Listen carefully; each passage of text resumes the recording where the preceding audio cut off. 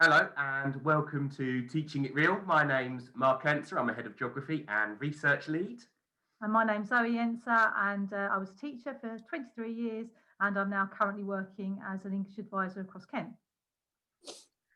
We're really pleased to be joined today by Tim Taylor, who we were very, very lucky that Tim agreed to do a case study for one of the chapters of our Generative Learning in Action books, and looking particularly at imagining.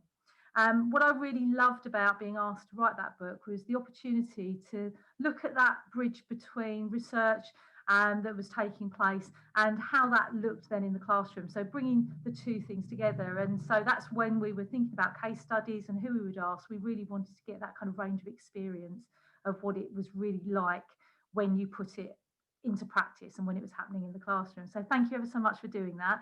And thank you for joining us today. Tim is an author and a teacher, and you've been presumably exploring this kind of idea of generative learning for a while. Can you tell us a bit about where you came across this? Well, as a term, I think when I picked up your book, it was the, or at least when you emailed me about the idea. But the more I understand it, I think the more it starts to make sense to me of an idea that you know I've thought about for a long time in terms of that you're using and applying information as a learner, and it's a constructive process in your own mind, a generative process. I like the idea, I like the metaphor of a generation, that you're generating something more than just the information that you're being given. In the original, in the 2000 primary curriculum, I don't know if it was the same in the secondary curriculum, they had a short introduction to the curriculum that did talk a little bit about learning theory. And they said that learning is about acquiring, applying, and developing.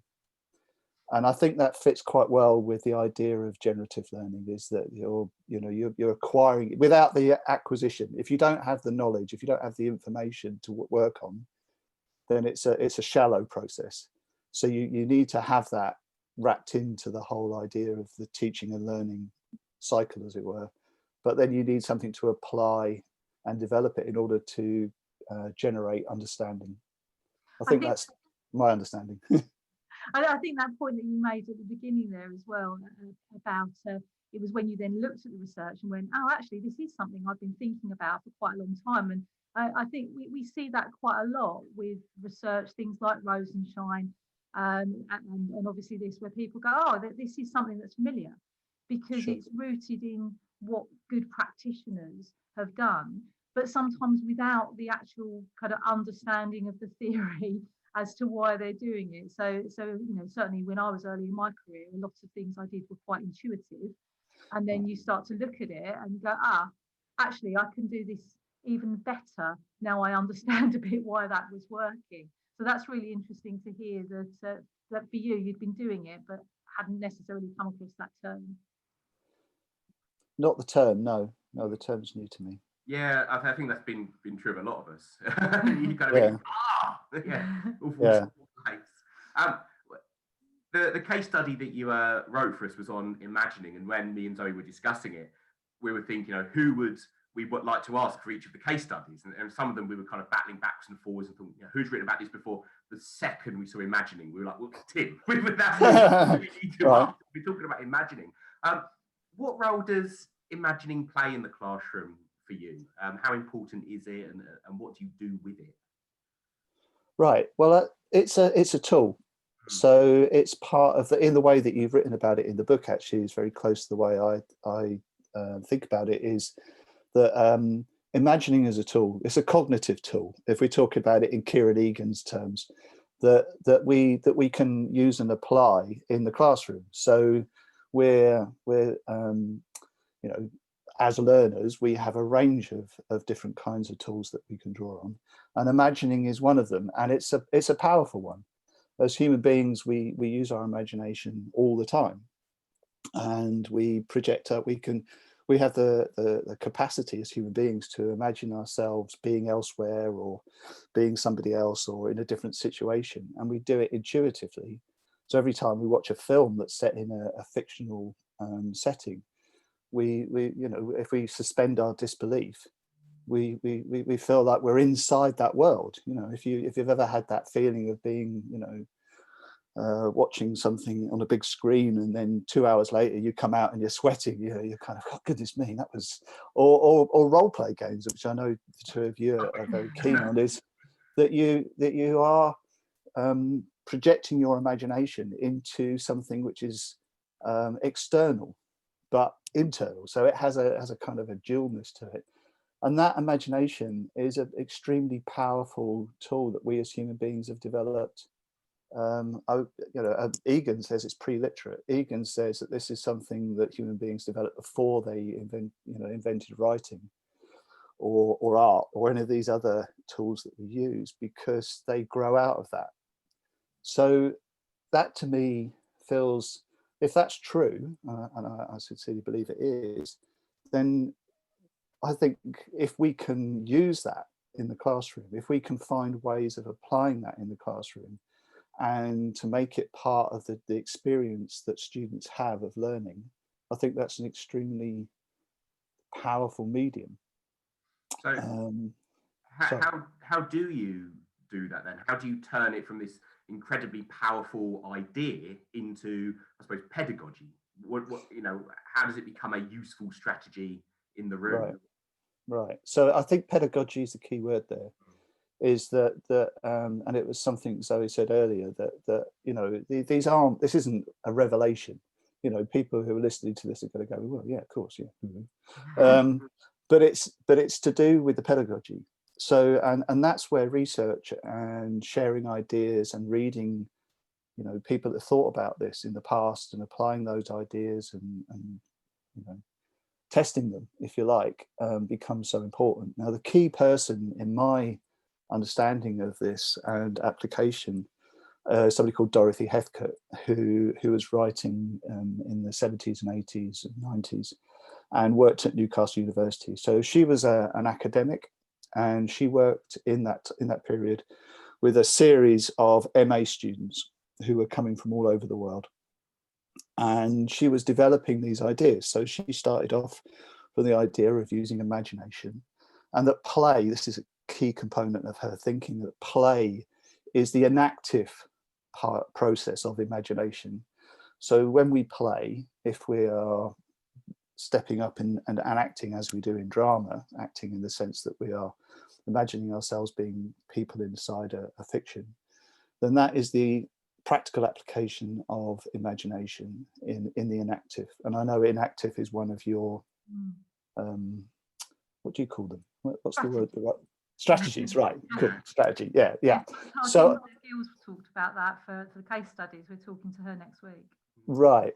So in drama, you have both the imaginary strategy and the inactive strategy together. That's where drama resides. And Dorothy Heathcote thought of the classroom as a laboratory. So she said, if you imagine, as a metaphor, if you imagine the classroom as a laboratory, now laboratories are great places to try things out. You can try out ideas, you can try out theories, you can try out your knowledge, you can apply it. And it's a safe space. That's why you do it in a laboratory, because you don't want it infecting the rest of the world. It's there, it's inside that safe space. Now, drama is a safe space because you can step into a drama. Well, we'll come in a minute to why sometimes it isn't safe and why sometimes teachers don't like using it. But it can be a safe space. It can be a space where you can try out things and imagine being somebody different and being in a different place and having different responsibilities. But then it can stop and you can come out. Now, I know both of you know about this because role plays like that, you can step in, you know, you go and fight dragons and take on, you know, vampires and all kinds of other things, but you're safe. But it doesn't feel safe when you're in it because you're invested in it. So this is why I'm not keen on the idea of role playing in the classroom, because role playing in the classroom is role playing. We'll talk about Scrooge in a little while because I'd like to talk to you about an idea out of that. But if you role play Scrooge, you're just pretending to be Scrooge. But that's not really what we're talking about here. We're talking about investment. Now, in Dungeons and Dragons, for example, and I won't talk about it too much because not everybody listening to this play Dungeons and Dragons. But the reason that you care about it, the reason you come back every week and want to play it, is because you're invested in it. You've been invested in the characters, in the point of view that you're exploring the world in. It's not your point of view; it's the point of view of a role. And that's what drama is. So drama gives us, and this is what Dorothy Heathcote said was so powerful, is that you can take the imagination and apply it in the classroom through the role, through the enactive. I love is that okay? Is that okay? Cool. Okay, so I think you kind of hinted at this, but where do you think there might be some pitfalls for teachers trying to apply imagining in their classrooms? What might the problems be that they encounter? Well, they're the kinds of things I think that lots of people already know and have encountered themselves. You know, it feels like you would like to do it, and then you try it, and then it kind of, oh no, it doesn't work. So one of the big pitfalls, which you talk about repeatedly in your book, and I think is absolutely key, is that children don't know what they don't know. So Mantle the expert has been misunderstood, and it's partly a problem with the name, and I acknowledge that. And I think if Dorothy Heathcote had her time again, she wouldn't call it that, but can't go back to the 1970s and rewrite history. But it's a metaphor. It's not a cargo cult. The children don't know what they don't know. So the metaphor of responsibility of being an expert. It's not the fact that they suddenly know all about the curriculum. You still have to teach them the curriculum. It's about the using and applying. So one of the pitfalls is that if you step into that world, you still have to teach. And one of the advantages in drama, certainly in classroom drama, not in theatre, is that you can stop it whenever you like. So you could start a scenario, and then you can stop it, and you can say, "Oh, I'll tell you what, you need to know about," and I'll tell you about that, so that we can go back into the drama, and now you know about that. So I'm just trying to think of an example. Say you're teaching history, Henry VIII, and and you've set up a scenario in the classroom where Henry's talking to Thomas Cromwell about what's going on, and you set that scenario up, and you want the children to be able to do that. Now they can't possibly do that if they don't have a lot of knowledge about Henry VIII, Thomas Cromwell, and the succession crisis and the history of that, and religion and all that other stuff. They just can't do it. So if you try and do it and they don't have that knowledge, then it's going to fail. It'll be a complete waste of time. So I think that's one side. The other side is that drama can be very scary. And the reason it becomes scary is because as you grow older, it's not scary for little ones. If you go and work in reception or year one, you can get up and be on a dinosaur island. You can say, let's just grab our binoculars and we'll all be on a dinosaur island. And they'll do that. They'll all be there, right? But as children get older, they start seeing themselves through the eyes of other people. They become self-conscious, and they start becoming embarrassed. So if I went into a year, 10 class and said, right, grab your binoculars, let's have a look at this, they'd all go, you're on your own, mate. We're not doing that. And besides, we're not having anything to do with you because you're an idiot, right? So you have to protect children into experiences as they grow older.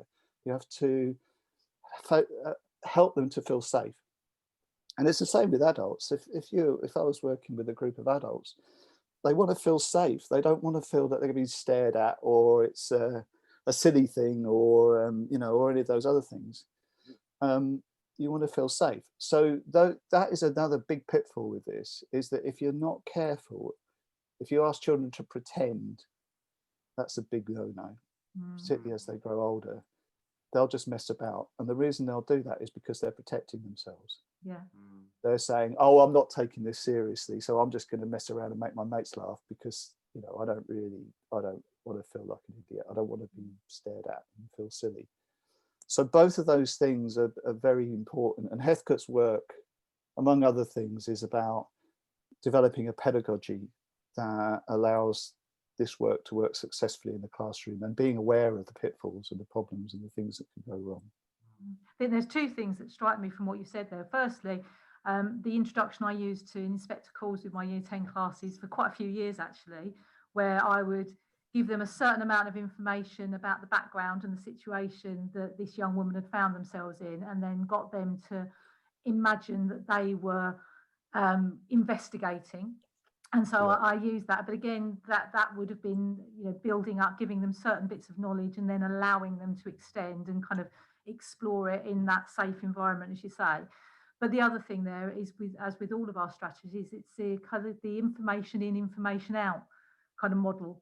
So if the teaching isn't strong and the input isn't strong, then being able to generate learning from it is going to be limited. And that's why I kind of keep coming back to the idea it's kind of the flip side of Rosenshine, or the what comes next with Rosenshine, because as long as the materials and the quality of information that's gone in is really good, then we can hand over to students and say, right now, select, organize, integrate, do all of these wonderful things with it to take that further. So I think that's really interesting. But yeah, I've definitely got this kind of the idea of me with my year 10 classes starting. The dinosaur binoculars. I'm going to be using Yeah, yes.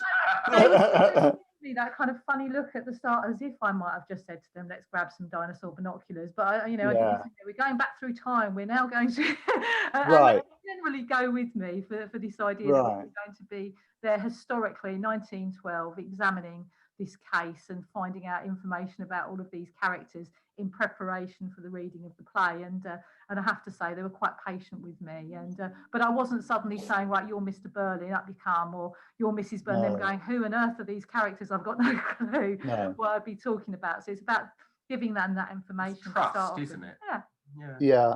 I think another thing here that if we had longer, I'd like to talk to you about is, because I think it's a key part of this kind of way of learning, is at what point do you bring in more information? At what point do you allow the children to generate ideas and to use that information? And then, I think it's like a railway track with sleepers. Is that if you have to, the sleepers are coming in, they're not all at the front. You don't pile them all up and then lay them all out and then put the track down. You do it as you're going along. Yeah. So if you think about the information if you just give them all the information at the beginning in order to be able to use it, then they're likely not to remember a lot of it, or they might just, whatever. There's all kinds of things, but it's all the kind of just in time stuff. Yeah. So as I was saying with the Henry VIII thing, if we were doing that, they would need to know a lot, but they wouldn't need to know everything.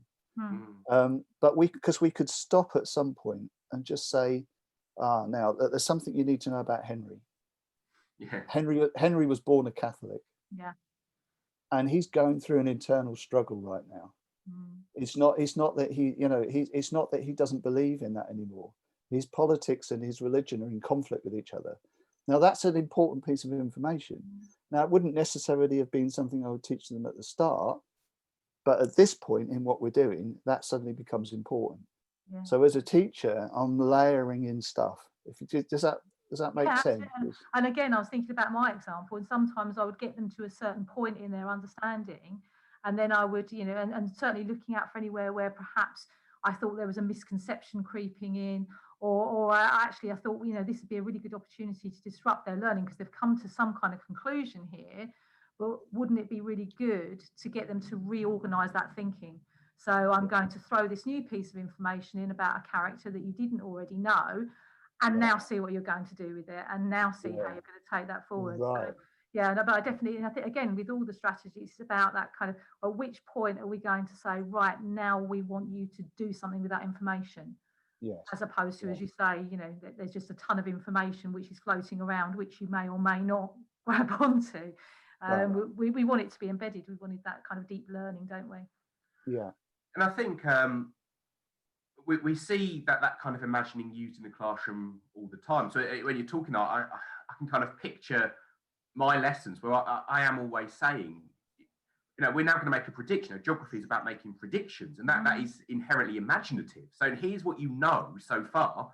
What do you think is going to happen next? Now let's find out if that is what actually happened next. But they go through that process of imagining another scenario. But it is kind of lots of small occasions, I suppose. I just wondered if I wanted to kind of talk about the mantle of the expert, because I think that gives a really interesting structured approach to using imagining as a learning process. But as you say, it's something that's often been misunderstood.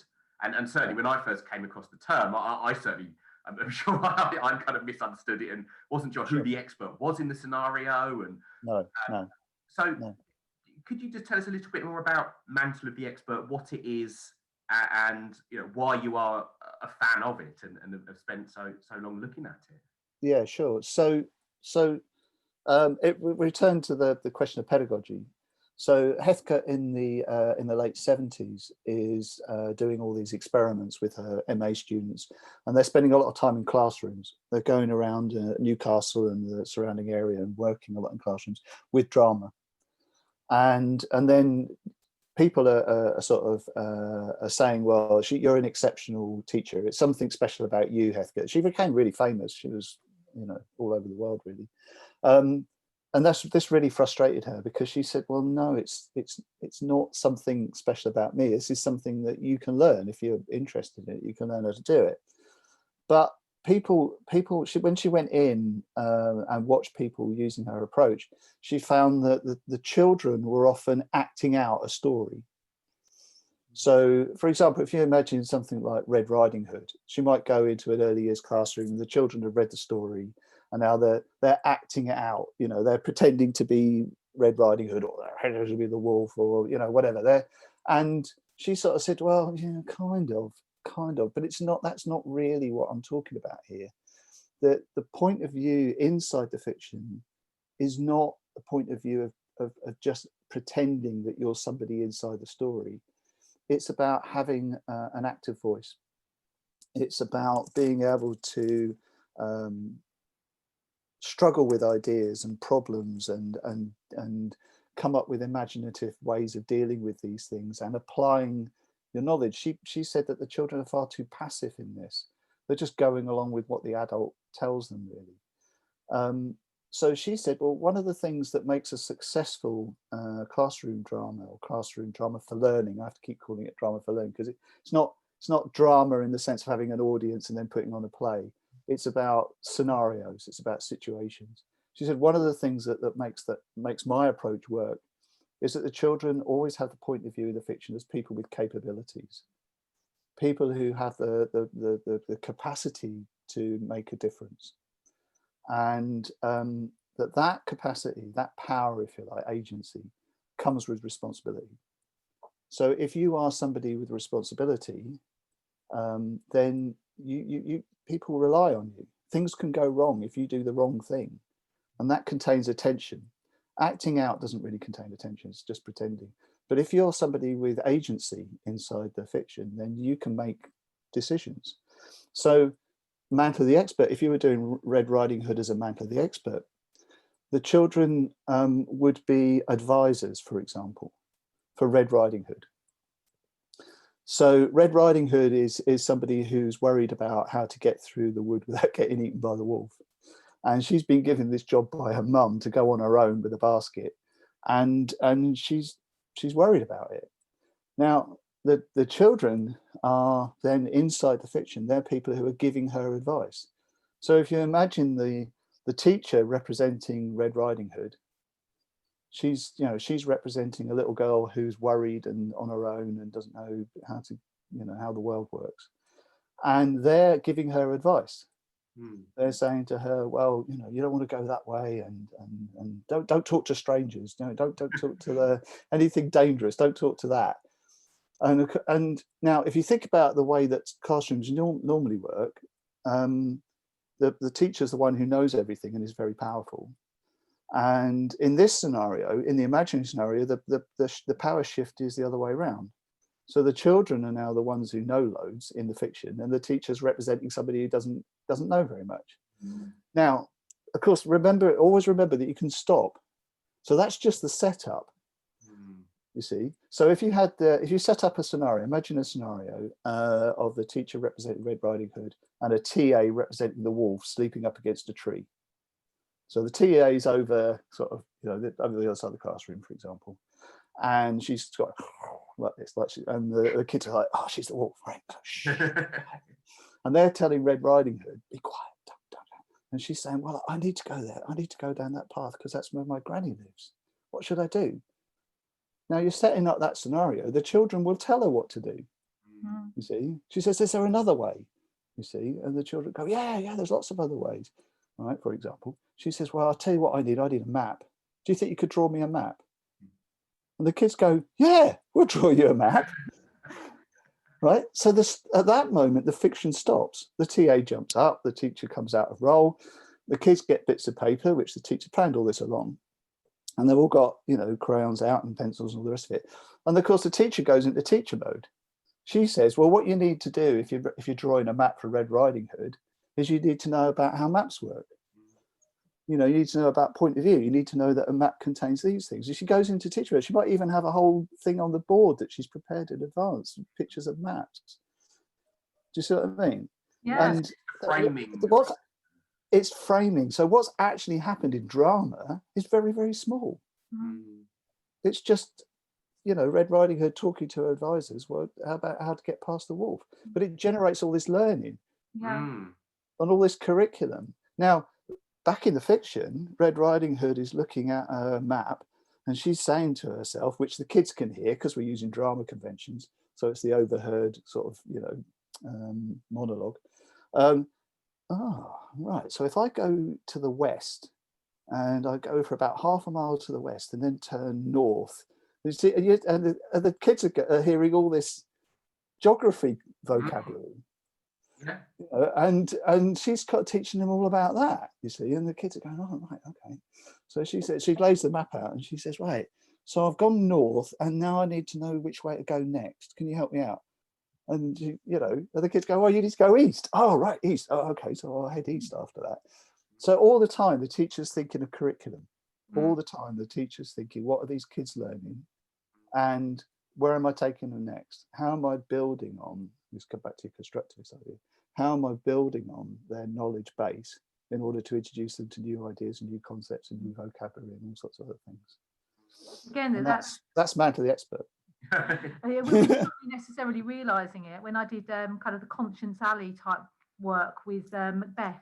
So having the students there, they were doing exactly the same. I'm walking down as Macbeth and they're advising me, and then we're drawing on information. Well, hang on, Lady Macbeth just popped in. What's she going to say about the fact that he's not certain about whether he is going to carry on this walk and end up in Duncan's chamber and all of that kind of thing? And like I say, I hadn't made necessarily the connection that was what I was doing, but certainly it sounds that was kind of the starting point. And then we would then go off and explore the language in a bit more detail afterwards to kind of consider.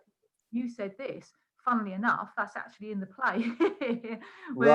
So you just you rephrased it, you were paraphrasing that. Right. So yeah, Conscience Alley is a kind of proto Mantle the expert, because it's the expert frame, if you like, is your conscience. Yeah.